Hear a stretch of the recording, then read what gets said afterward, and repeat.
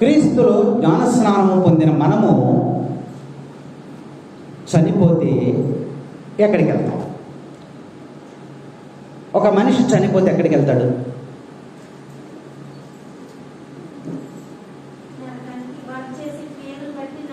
ఎక్కడికి వెళ్తారు? ఎక్కడెక్కడికి వెళ్తారు చెప్పండి. చెప్పండి. అర్థం కాదు. పాతాళానికి. ఇంకా మనకు నరకమే గుర్తొస్తుంది కానీ వేరే గుర్తుట్లా. అదే ఎక్కడికి వెళ్తారు? పరలోకానికి వెళ్తారు, ఇంకా నరకంలోకి వెళ్తారు, ఇంకా ఉత్తరించు స్థలంలోనికి 3 మార్గాలు ఉన్నాయి. మరణించినటువంటి వ్యక్తి ఎక్కడికి వెళ్తారమ్మా? పరలోకంలోకి వెళ్ళాలి. ఒకవేళ పరలోకంలోనికి వెళ్ళలేదు అనుకుందాం, ఎక్కడికి వెళ్తాడు? నరకంలోకి వెళ్తాడు. ఒకవేళ నరకంలోకి కూడా వెళ్ళలేదు అనుకోండి, ఎక్కడికి వెళ్తాడు? ఉత్తరించు స్థలంలోనికి వెళ్తాడు. కాబట్టి మరణించినటువంటి వ్యక్తి ముందుగా పరలోకంలోకి వెళ్తాడని అనుకుందాం. పరలోకంలో ఎవరుంటారు? తండ్రి దేవుడు, సకల పునీతులు. దర్శన గ్రంథము 8వ అధ్యాయము 3వ వచనం ఒకసారి చదువుదాం. దర్శన గ్రంథం. మరి యొక్క దేవదూత పునీతులందరి ప్రార్థనలతో కలుపుటకు అతనికి వసకబడెను. సింహాసనం ఎదుట నుండు సువర్ణ బలిపీఠముపై. చాలు. అక్కడ ఆ చదివినటువంటి వాక్య భాగంలో పరలోకములో ఎవరెవరు ఉంటారో చక్కగా ఉంది. మీరు విన్నారా లేదా? ఎవరెవరు ఉన్నారు అక్కడ? పునీతులు ఉన్నారు, దేవదూతలు ఉన్నారు, ఇంకా హతసాక్షులు ఉంటారు. హతసాక్షులు అంటే దేవుని కోసం మరణించినటువంటి వారు. బైబిల్ గ్రంథంలో అనేక మంది ఉన్నారు. చంపబడరు. దేవుని కోసము సువార్త పరిచర్యలో దేవుని కోసము మరి చంపబడినటువంటి వారు. వీళ్ళందరూ కూడా ఎక్కడ ఉంటారంట? ఆయనను నిరంతరము కూడా స్తుతిస్తూ గణపరుస్తూ అక్కడ ఉంటారు పరలోకంలో. వారి మధ్యలోనికి, ఆ సంఘములోనికి మనం వెళ్ళాలి. ఆ సంఘములోనికి మనము వెళ్ళాలి. ఎప్పుడు వెళ్తాం ఆ సంఘములోనికి? పరలోకంలో ఏముంటాయమ్మా? దేవునిని స్తుతించడం, తర్వాత ఏడుపులు కానీ పెడబొబ్బులు కానీ ఉండవు, ఆకలి ఉండదు, రోగాలు ఉండవు. ఎల్లప్పుడూ కూడా నిత్య ఆరాధన ఆరాధన ఆరాధన ఆరాధన. దేవుని స్తుతించడం స్తుతించడం, స్తుతులతో ధూపమేసి ధూపం అక్కడ పైకి ఎగబడతా ఉంటుంది అనమాట. నిప్పు వలె ధూపము ఎగిసి పడతా ఉంటుంది. అలాంటి పునీతుల మధ్య, అలాంటి దేవదూతల మధ్య మనము కూడా వెళ్ళి చేరుకుంటాం. ధనవంతుడు, లాజరు ఇద్దరు చనిపోయారు కదా. లాజరు ఎక్కడికి వెళ్ళాడు? అబ్రహాము యొక్క ఒడిలోనికి వెళ్ళాడు. ఇక్కడ అబ్రహాము ఒడి అంటే దేవుని యొక్క ఒడి అని అర్థం.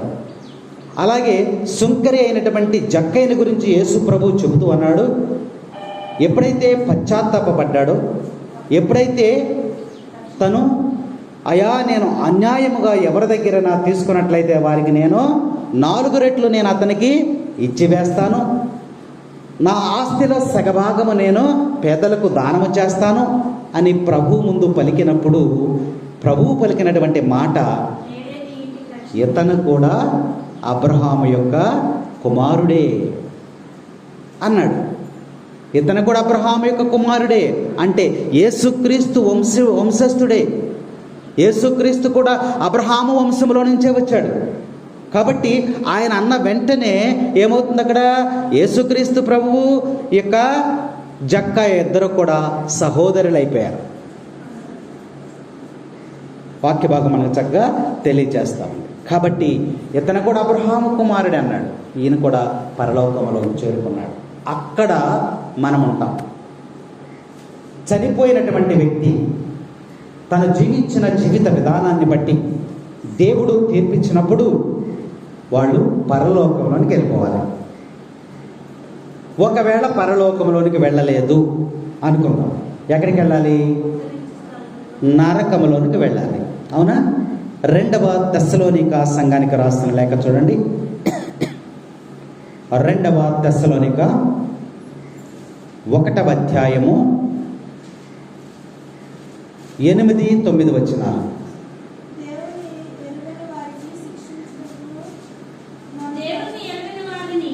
దేవుని ఎరగని వారిని శిక్షించుటకును మన ప్రభువుని గురించి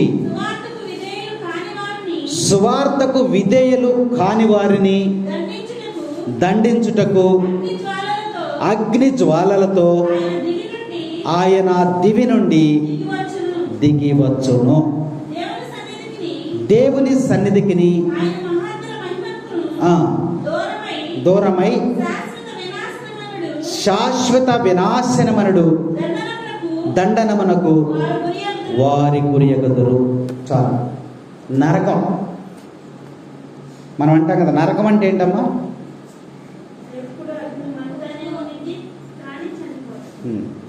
అది బైబిల్ ప్రకారం మనం చెప్పుకుంటాం. కానీ నువ్వు కూడా అంటా ఉంటావు, బా నరకం అనుభవిస్తున్నానండి అంటావు. ఎందుకంటున్నావు ఆ మాట? బాధలు. నరకం అనగానేంటి? బాధలు. ఇంట్లో కూడా, పిల్లలతో కూడా, భర్తతో కూడా, భార్యతో కూడా, సంఘంతో కూడా, లేదా అనేక మంది వ్యక్తులతో కూడా, ఇరుగు పరివారితో, వీడితో నరకం అనిపిస్తున్నానండి అంటాం. కాబట్టి నరకము అంటే బాధలు, కష్టాలు అని మనం తట్టుకోలేనటువంటి బాధలు. అప్పటి వరకు నరకం మనం. ఎప్పుడైతే మనం దాన్ని తట్టుకోలేకపోతున్నామో, దాన్ని జీర్ణించుకోలేకపోతున్నామో, దాన్ని సమన్వయపరచుకోలేకపోతున్నామో, మనము శాంతి సమాధానం లేక గలిబిలైపోతుందో మన జీవితంలో కలకలం రేగిపోతుందో, అప్పుడు మనం ఏమంటాం? నరకం అనుభవిస్తున్నానండి అంటాం. కాబట్టి నరకం అనగా బాధలు. దేవుని సన్నిధికి దూరముగా ఉండుటే నరకం. బైబిల్ గ్రంథం తెలియజేస్తా ఉంది. సువార్తకు లోబడినటువంటి వ్యక్తికి దేవుడు విధించేటువంటి శిక్షే నరకం. అదే చెప్తుంది అక్కడ. శాశ్వతమైనటువంటి నిత్య నరకం అది. దేవుని యొక్క సువార్తకు, దేవునికి ఎవరైతే లోబడరో, ఆయన చిత్తానుసారం ఎవరైతే జీవించరో, వాక్యానికి లోబడరో, ఆ వ్యక్తికి వచ్చేదండి నరకం. తిరుగు ప్రయాణము లేనటువంటి స్థలం అంటది. ఒక్కసారి అక్కడికి వెళితే ఇక మళ్ళీ తిరిగి వచ్చే పరిస్థితి లేదు. ధనవంతుడు వెళ్ళాడు కదా, వెళ్ళి నరకములో ఉన్నాడు. నరకములో ఉన్నప్పుడు మనకు పరలోకం కూడా కనపడుద్ది.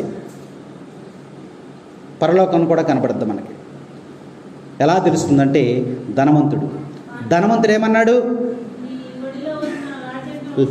లాజరు అని పిలుస్తున్నాడు. అంటే లాజరు కనపడుతున్నాడు. ఈడెక్కడున్నాడు? నరకంలో ఉన్నాడు. లాజరు ఎక్కడున్నాడు అంటే పరలోకములో ఉన్న వ్యక్తి నరకంలో ఉన్న వ్యక్తికి కనబడుతున్నాడు. లాజరు, నీ యొక్క చిటికిన వేలిని నీళ్ళల్లో ముంచి ఒక చుక్క నీరు నా నోట్లో పోయానంటున్నాడు. దాన్ని బట్టి నరకములో ఉన్నటువంటి వ్యక్తికి పరలోకములో ఉన్న వ్యక్తి మనకి కనబడతాడు. మనం వెళ్ళిన తర్వాత మనోళ్ళు ఎంతమంది పరలోకంలో ఉన్నారో, ఎంతమంది నరకంలో ఉన్నారో, నరకంలో మనందరికి కూడా మనోళ్ళు కనబడతారు అక్కడ. కాబట్టి బ్రతికున్నంత కాలము కూడా ఈ లోకంలో మనకి దేవుడు ఆయుష్ అందిస్తంత, బ్రతికున్నంత కాలం కూడా దేవుని యొక్క సందేశాన్ని అంగీకరించకుండా ఉన్నవాడు నరకంలోకి వెళ్తాడు. ఈ రక్షణ కార్యాన్ని నెరవేర్చినటువంటి వాడు నరకంలోకి వెళ్ళిపోతాడు. క్రీస్తు ప్రభువుని నిరాకరించినటువంటి వాడు నరకంలోకి వెళ్ళిపోతాడు. పాప జీవితాన్ని కొనసాగించినటువంటి వాడు నరకంలోకి వెళ్ళిపోతాడు. ఆ పాపముతోనే మరణిస్తే వ్యక్తులకు ఏర్పాటు చేసినటువంటి భాగం ఏంటంటే నరకం. ఓ మానవా, నీ పాపం మానవా,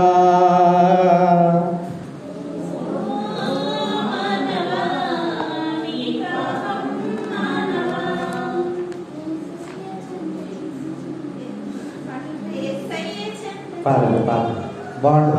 పాడండి. వచ్చమ్మా వచ్చా తీసి చూసారు పాడండి.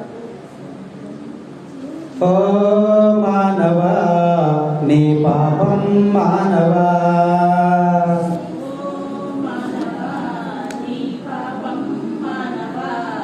యేసయ్య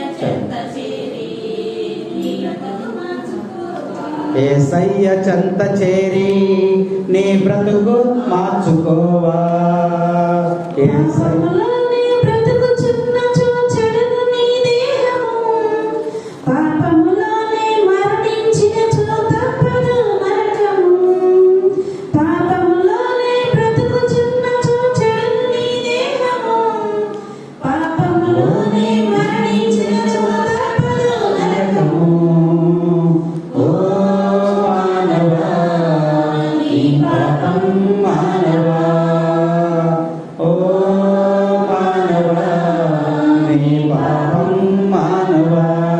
పాపములో మరణిస్తే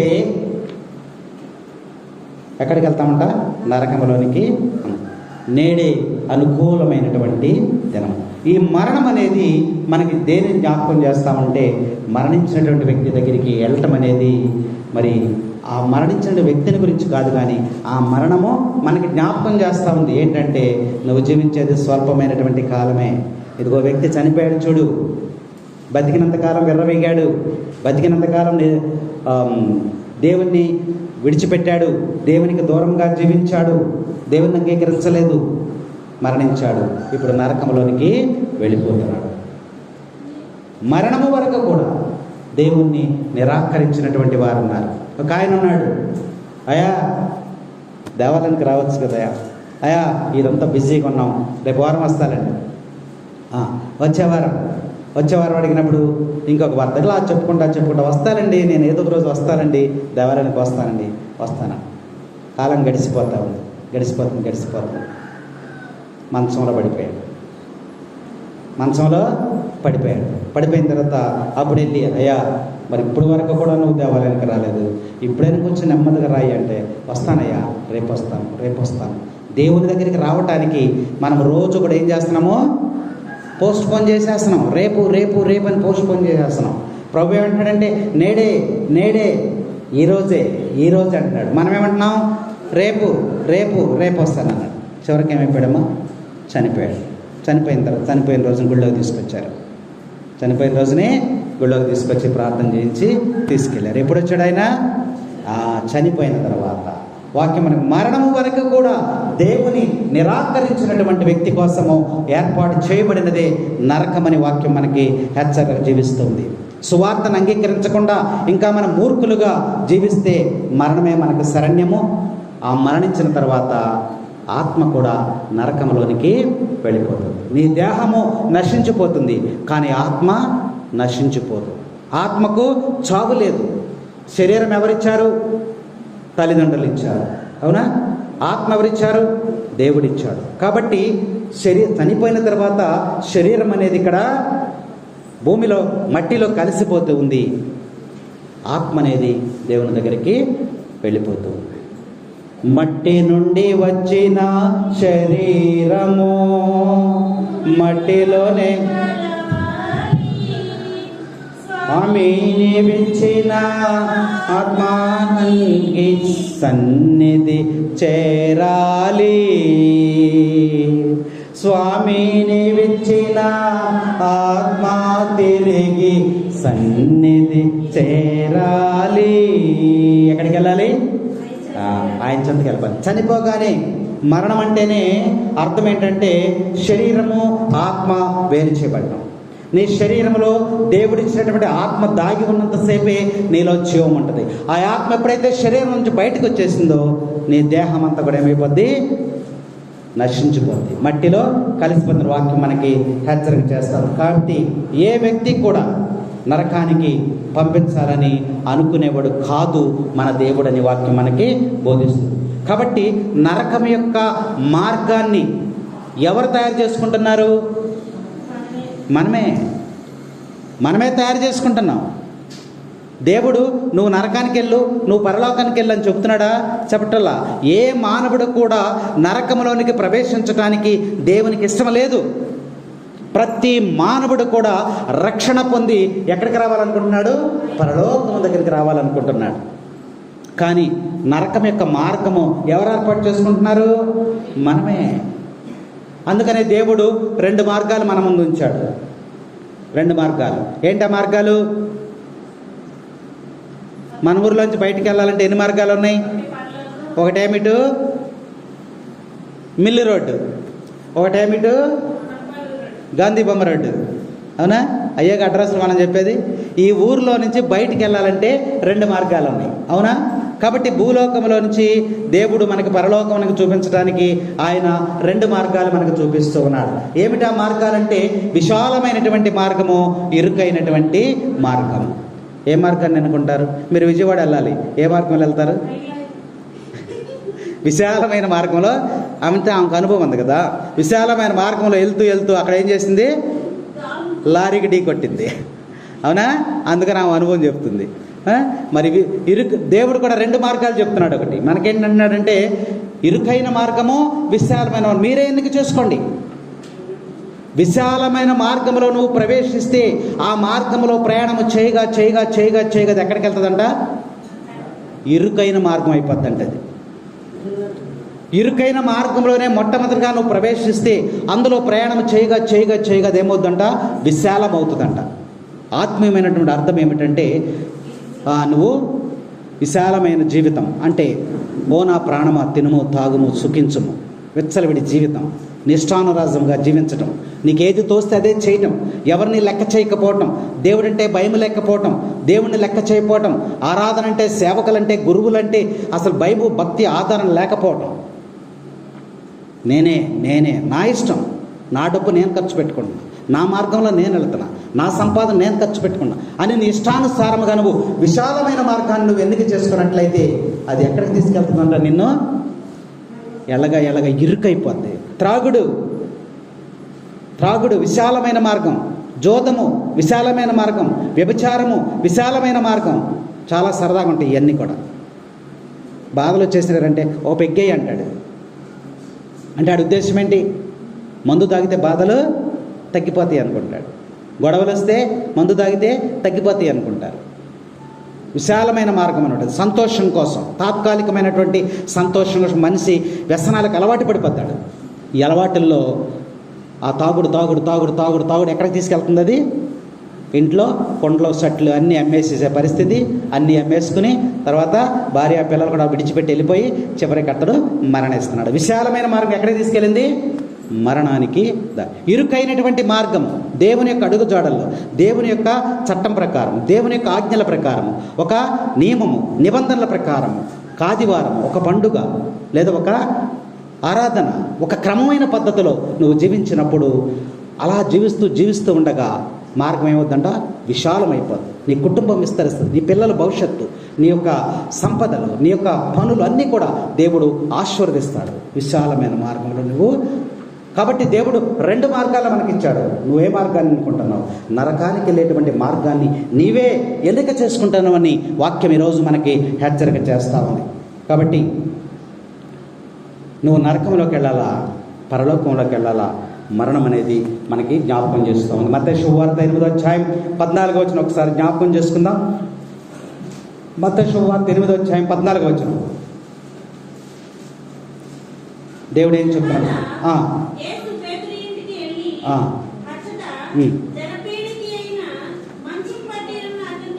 18వ అధ్యాయం 14వ వచనం. 18 14. ఈ పసి బిడ్డలలో ఒక్కడైనను నాశనమగుటకు పరలోకమందున్న మీ తండ్రి చిత్తము కాదని తెలుసుకున్నాడు. ఏం తెలుసుకోవాలంట? పసిబిడ్డ కూడా నాశనము చెందట దేవుని యొక్క ఉద్దేశము కాదు. పసిబిడ్డ కూడా నరకంలోకి వెళ్ళడానికి దేవునికి ఇష్టం లేదు అనే విషయాన్ని దేవుడు తెలియజేస్తున్నాడని మీరందరూ కూడా తెలుసుకోండి అని ప్రభువు లేఖనం ద్వారా మనకు తెలియజేస్తున్నాడు. కాబట్టి చనిపోయినటువంటి వ్యక్తులు మొట్టమొదటి ఎక్కడికి వెళ్ళాలి? పరలోకంలోకి వెళ్ళాలి. ఒకవేళ పరలోకంలోకి వెళ్ళలేదు అనుకుందాం, ఎక్కడికి వెళ్ళాలి? నరకంలోకి వెళ్ళాలి. నరకంలోకి వెళ్ళలేదు, పరలోకంలోకి వెళ్ళలేదు, మూడవ స్థలం ఎక్కడికి వెళ్ళాలి? ఉత్తరించు స్థలము. ఉత్తరించు స్థలం. ఈరోజు మనము ఉత్తరించు స్థలంలో ఉన్న ఆత్మల కోసం మనం ఇప్పుడు ప్రార్థన చేస్తాం. ఈరోజు ఉత్తరించు స్థలం అంటే అర్థం ఏంటంటే ఆత్మలు కొంతకాలము నివాసం ఉండేటువంటి స్థలం. అది చనిపోయిన తర్వాత వెంటనే ఆ పరలోకములకు నరకములకు ఆత్మ వెళ్ళిపోతుందంట. ఎక్కడికి వెళ్తుందంట? ఉత్తరించు స్థలంలోకి వెళ్తుంది. చిన్న చిన్న తప్పులు చేసినటువంటి వారు, చిన్న చిన్న తప్పులు చేసినటువంటి మనందరం కూడా పెద్ద ఘోరమైన తప్పులు చేసిన వాళ్ళం ఎవరం కాదు. మనందరం కూడా చిన్న చిన్న తప్పులు చేసి ఈ చిన్న చిన్న తప్పులు చేసినటువంటి వారి ఆత్మలన్నీ కూడా ఎక్కడికి వెళ్తాయి అంట? ఉత్తరించు స్థలంలోనికి వెళ్తాయి. ఉత్తరించు స్థలము అంటే శుద్ధి చేసేటువంటి ఫ్యాక్టరీ. ఏంటది? ఒక కర్మాగారం, శుద్ధి చేసేటువంటి ఒక ఫ్యాక్టరీ అని మనం అనుకోవాలి. మనం పూజ జరుగుతూ ఉన్నప్పుడు మీరు గమనించాలి. నడు పూజలో ఉన్నామని ఫాదర్ అంటారు. ఆ పూజలో ఆయన చెప్తారు, ఏం చెప్తారు?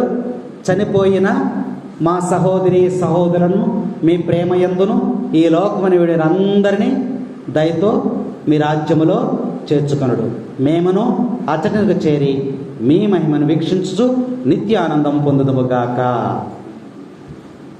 మీరేం మాట్లాడరుగా? అప్పుడు మాట్లాడరు, ఇప్పుడు మాట్లాడరు. ఆమెన్ ఏమనాలి? పూజలో ఉన్నప్పుడు మనము ఆమెన్ అంటాం. ఆ పూజలో చనిపోయినటువంటి సహోదరులందరినీ కూడా దేవుని రాజ్యంలో చేర్చుకొని ఉత్తర స్థలంలో ఉన్నటువంటి వారి గురించి అక్కడ పూజలు పెట్టేది, పూజలు అడిగేది, ప్రార్థనలో చేసేదనమాట.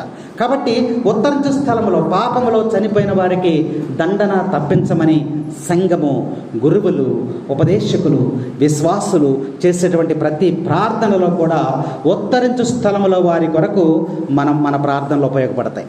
మనం ప్రార్థన చేస్తున్నాం, అది ఉత్తరించు స్థలంలో ఉన్న వ్యక్తిని రక్షించటానికి ఆ ప్రార్థన ఉపయోగపడుతూ ఉంది. చనిపోయినటువంటి వారి కొరకు మనం ఎందుకు ప్రార్థన చేయాలి అని ఒక ప్రశ్నను వేసుకున్నట్లయితే, ఉత్తరించు స్థలము ఉందని, అందులో ఆ ఆత్మలు ఉంటాయని, మనం చేసేటువంటి ప్రార్థన ద్వారా వాటికి విడుదల, ఉత్తరించు స్థలం నుంచి విడుదల కలిగి పరలోకములను చేరుకుంటారనేటువంటి విశ్వాసాన్ని బైబిల్ మనకి తెలియజేస్తూ ఉంది. 1 కొరింథీయులు చూడమ్మా. 1 కొరింథీయులు 3వ అధ్యాయము 12వ వచనం.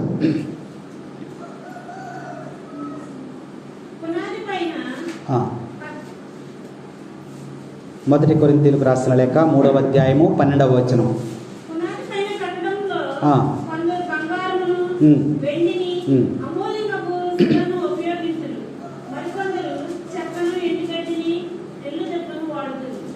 పదమూడు 15 వరకు.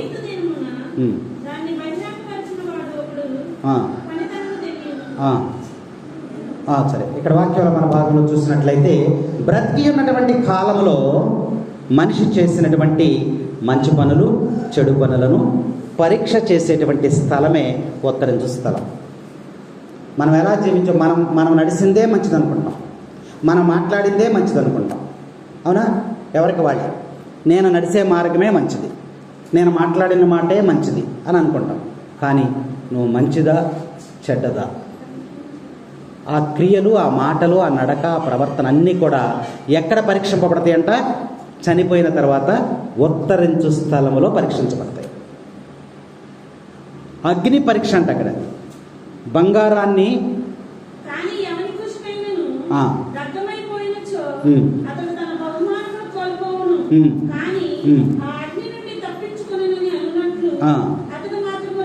చాలు, అగ్ని పరీక్ష జరుగుతుందంట. ఎక్కడ? పరలోకములో కాదు, నరకములో కాదు. ఎక్కడ జరుగుతుంది? ఉత్తరించు స్థలములో మాత్రమే అగ్ని పరీక్ష జరుగుతుంది. అగ్ని పరీక్ష అంటే మన మంచి చెడులను జ్ఞాపకం చేస్తారనమాట. 2వ రాకడలో ప్రభువు చెప్తాడు. 2వ రాకడలో యేసు ఎలా వస్తాడంట? 2వ రాకడలో యేసు ఎలా వస్తాడు? మీకు తెలుసు, అన్ని విషయాలు మీకు తెలుసు. యేసు రాజుగా వచ్చుచున్నాడు, భూలోకమంతా తెలుసుకుంటాడు. రవి కోటి తేజుడు రమ్యమైన దేవుడు రారాజుగా వచ్చుచున్నాడు. యేసు రాజుగా ఎలా వస్తాడు? రెండవ రాకడలో గుర్రాల మీద, రథముల మీద ఆయన యేసు రాజులాగా వస్తాడంట. వచ్చినప్పుడు ఏం చేస్తాడంట? భూలోకములో ఆయనకు అనుకూలమైన వారు అందరిని కూడా తీసుకెళ్ళిపోతాడు. దాంతోపాటు ఇప్పుడు జ్ఞానించవలసిన అంశం ఏంటంటే సమాధులు తెరవబడతాయి. రెండవ రాకడలో యేసయ్య వచ్చినప్పుడు ఏం జరుగుతుందంట? సమాధులు తెరవబడతాయి. మన పితరులు చనిపోయారు అనుకుంటున్న వీళ్ళందరూ కూడా సమాధులు తెరవబడి సమాధుల్లో ఉన్నటువంటి వ్యక్తులు ప్రభువుకి స్వాగతం పలుకుతారంట. Praise the lord, praise the lord. కాబట్టి వాక్యం మనకి హెచ్చరిక చేస్తూ ఉంది. కాబట్టి అగ్ని పరీక్ష ఉత్తరించు స్థలంలోనే మనకు అక్కడ జరుగుతుందని వాక్యభాగం మనకి తెలియజేస్తూ ఉంది. మరి రోమీలకు రాసిన లేక 3వ అధ్యాయం 23వ వచనంలో చేస్తే మానవులందరూ కూడా పాపము చేస్తే అందరూ దేవుని యొక్క మహిమను పోగొట్టుకున్నారు. నేను పాపము లేని వాడిని, దేవుని మహిమను, అందరూ కూడా పాపం చేసిన వాళ్ళమే. ఏ మానవుడు కూడా పాపము లేనివాడు లేడని ప్రభువు చెబుతూ ఉన్నారు. కానీ మరి కొంతమంది మాటలు మనం వింటూ ఉన్నప్పుడు మరి వాళ్ళు ఏం చేస్తున్నారు? ఎదుట వ్యక్తులని నిందించి మాట్లాడతారు. దానికి ఉదాహరణ మా బైబిల్ గ్రంథంలో ఎవరంటే పోయిన వారం మనం ధ్యానించాం. పరిసేయుడు, సుంకరుడు. నేను పాపిని కాదు, వాడే పాపి. దేవుడు ఏమంటున్నాడు?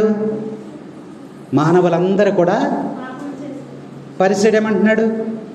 సుంకరవలే నేను అంటే వీడు పరిశుద్ధుడు. మనందరం కూడా పరిశీలన అంటే వాళ్ళం. ఎదటి వాళ్ళనే చెప్తాం, మన గురించి మనం ఎప్పుడు కూడా పరిశీలన చేసుకుంటాం. వాక్య భాగంలో చూస్తే మరణించిన వెంటనే పరలోకానికి ఎత్తబడేటువంటి నీతిమంతుడు ఎవ్వడును లేడు. మరణించిన వెంటనే ఆత్మ బయటకు వచ్చేసింది కదా, వెంటనే పరలోకానికి వెళ్ళటం లేదు, నరకంలోకి వెళ్ళటం లేదు. ఎక్కడికి వెళ్తుందంటే ఆత్మ ఉత్తరించు స్థలంలోనికి వెళ్తుంది. దర్శన గ్రంథంలో రాసిన చూడము. దర్శన గ్రంథము 21వ అధ్యాయం 27వ వచనం.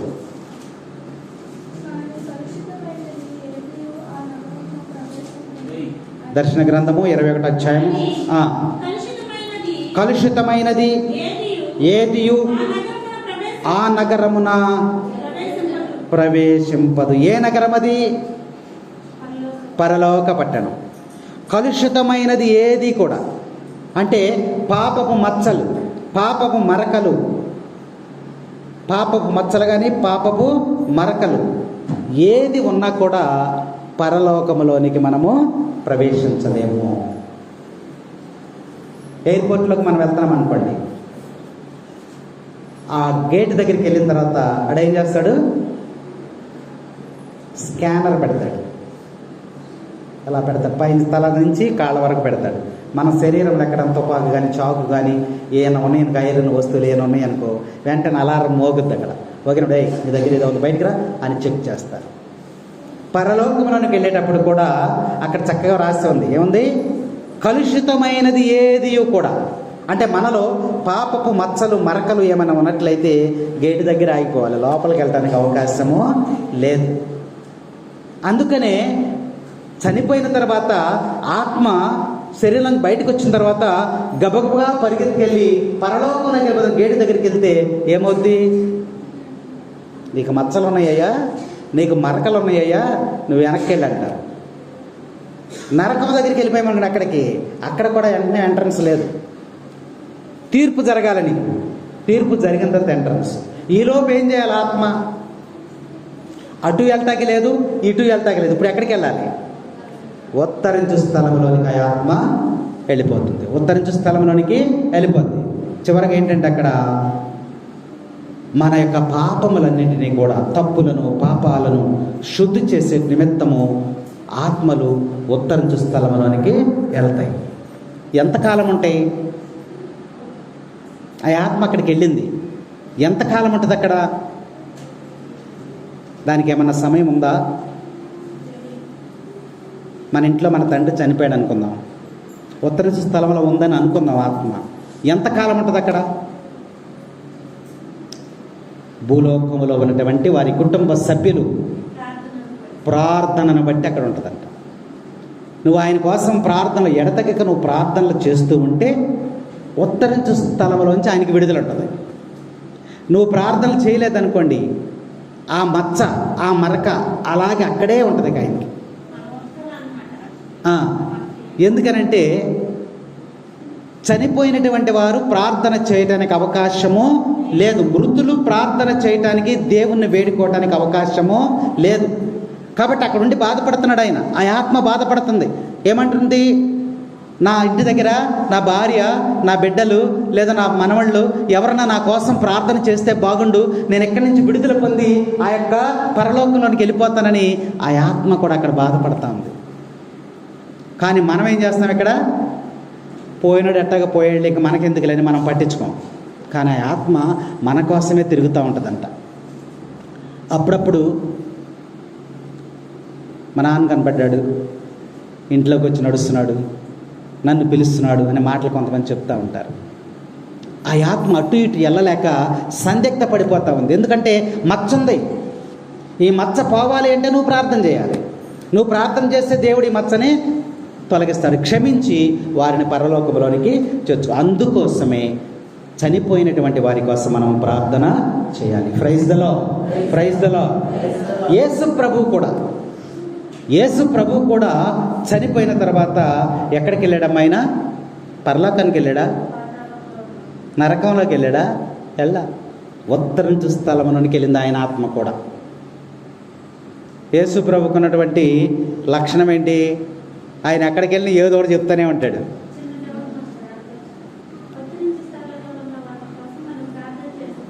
తర్వాత చెప్పండి. పరలోకంలో ఉత్తరించే స్థలంలో శుద్ధి చేయబడిన తర్వాత అప్పుడు అక్కడ నుంచే మనం పరలోకంలోకి వెళ్ళిపోయి అక్కడే తీర్పు సమయం అయిపోతుంది. అక్కడ గేటు దగ్గరే మనకి తీర్పు జరిగిపోతుంది. ఉత్తరించు స్థలంలో శుద్ధి చేసి వచ్చిన తరువాత ఇంకా తీర్పు ఉండదు. నువ్వు మేలిమి బంగారంలాగా బయటకు వచ్చావు. అక్కడి నుంచి బయటకు వచ్చిన తర్వాత ఇదిగో ఉత్తరించు స్థలంలో వచ్చిన ఆత్మ దేవుని సన్నిధిలోనికి ప్రవేశిస్తూ ఉంది. ఉత్తరించు స్థలంలో నీకు ఇంకా తీర్పు రాలా. తీర్పు చేసేటువంటిది, శుద్ధి చేసేటువంటి స్థలం అక్కడే ఉంది. యేసు ప్రభు ఏం చేశాడు? చనిపోయాడు కదా. చనిపోయిన తర్వాత ఎన్ని రోజులు ఉన్నాడు? 3 రోజులు ఉన్నాడు. శరీరం అయితే అక్కడ ఉంది, ఆత్మ ఎక్కడికి వెళ్ళిందంట? అది వెళ్ళింది. వాక్యం చూడండి, 1 పేతురు 3వ అధ్యాయము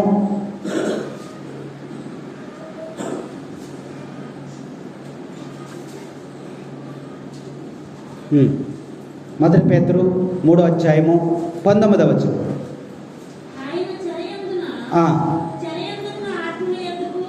చెరయందు ఉన్న ఆత్మల యొద్దకు ఆత్మరూపములో వెళ్ళి వారికి బోధించి. యేసు ప్రభు కూడా ఈ 3 రోజులు ఏం చేశారు? ఆత్మరూపంలో చెరలో ఉన్నటువంటి వారు అంటే బందీగా ఉన్నట్టు, ఉత్తరించు స్థలంలో బందీలుగా ఉన్నారు వాళ్ళు ఆత్మలు. అక్కడే శుద్ధి చేయబడేది. వాళ్ళ దగ్గరికి వెళ్ళి వాళ్ళకి బోధించాడంట ఆయన. వారి ఆత్మ యేసు ప్రభు కూడా అక్కడికి వెళ్ళి 3 రోజులు బోధించి తర్వాత మరలా వచ్చాడని వాక్యం. ఆయన పరిశుద్ధుడు, ఆయన పవిత్రుడు.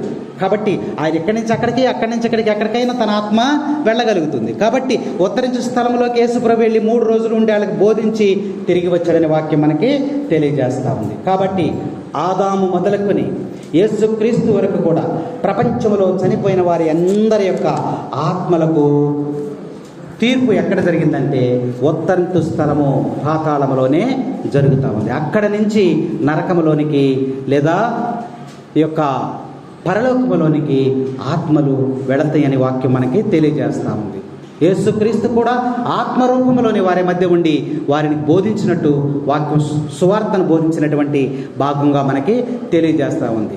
7వ అధ్యాయం మనం మొత్తం చదివితే యేసుక్రీస్తు మోక్షారోహణం ఎలా జరిగింది అంటే కూడా అక్కడ వ్రాయబడి ఉంది. కాబట్టి ఒక వ్యక్తి పరలోకంలోనికి చేరుకోవాలంటే ఆ ఆత్మ ముందు ఎక్కడికి వెళ్ళాలి? ఉత్తర స్థలంలోనికి వెళ్ళాలి. కాబట్టి వాక్య భాగం మనకి బోధిస్తూ ఉంది. మృతులు ప్రార్థన చేయలేరు, ఇది జ్ఞాపకం చేసుకోండి. చనిపోయిన వ్యక్తి ఏ పాపము చేసి చనిపోయడం మనకు తెలియదు. కాబట్టి అదే స్థితిలో ఆయన ఉంచకుండా కుటుంబం, బంధువులు, స్నేహితులు పశ్చాత్తాప ప్రార్థన చేస్తే వారికి విడుదల అనేది లభిస్తుందని ఈ యొక్క సకల మృతుల ఆత్మల పండుగ మనకి రోజు తెలియజేస్తూ ఉంది. కాబట్టి ఈ యొక్క విశ్వాసాన్ని, ఆత్మలను పరిపూర్ణము చేసేటువంటి స్థలము ఉత్తరించు స్థలమని మనం జ్ఞాపకం చేసుకుని చనిపోయిన వారి కోసం ప్రార్థన చేయాలని ఈ లేఖనాలు మనకి తెలియజేస్తూ ఉన్నాయి. చివరిగా మనం ముగించుకుందాం. ఉపదేశకుడి గ్రంథం తీయము. ఉపదేశకుడి గ్రంథము 7వ అధ్యాయము 1-2 వచనాలు జ్ఞాపకం చేసుకుందాం. ఉపదేశకుడు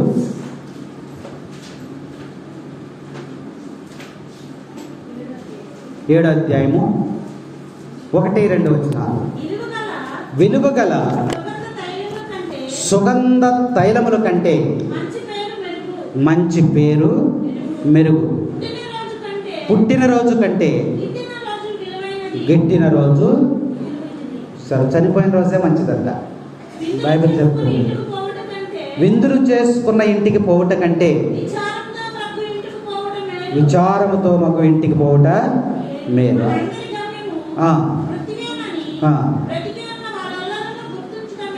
చాలు. ఈ వాక్యాలు 1-2 వచనాలు మనం చూసినట్లయితే అక్కడ ఏం చెప్తుందమ్మా? సెంటు పూసుకొని అత్తరులు పూసుకొని తిరగటం కంటే మంచి మంచి పేరు తెచ్చుకోవటం మంచిదంట. సెంటు పూసుకుని తిరిగితే ఎన్ని రోజులు వస్తుంది వాసనది? 1-2 రోజులు వస్తుంది.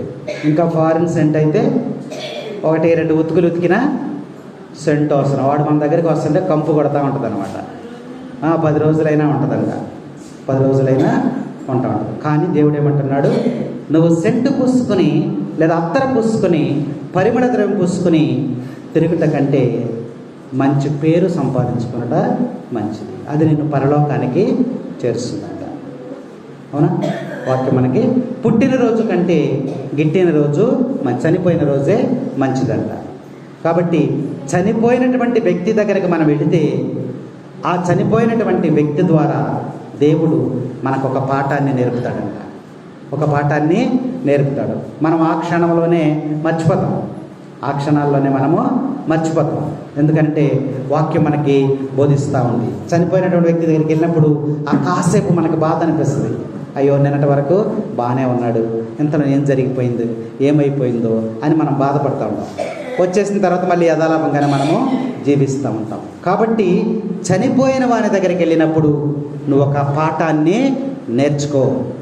నేడే అనుకూలమైనటువంటి సమయము. రేపటికి వాయిదా వేద్దు.